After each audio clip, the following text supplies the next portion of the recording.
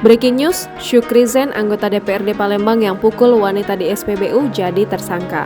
Polrestabes Palembang menetapkan Syukri Zen, anggota DPRD Kota Palembang yang pukul wanita di SPBU Demang Lebar Daun Palembang ditetapkan menjadi tersangka pada Kamis 25 Agustus 2022.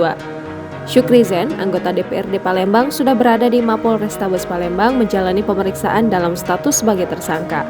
Setelah menjadi tersangka kasus penganiayaan, anggota DPRD Kota Palembang, Syukri Zen di Polrestabes Palembang mengaku akan menjalani proses hukum yang berlaku.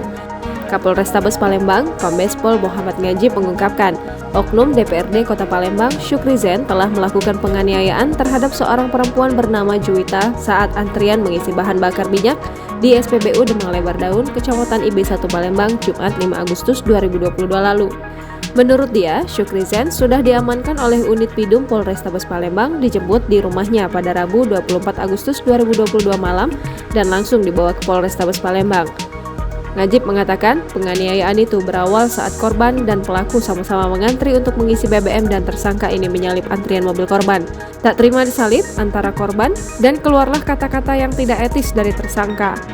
Lebih jauh dikatakan Ngajib, pihaknya sudah masuk dalam penyidikan dan pasal yang akan ditetapkan 351 KUHP.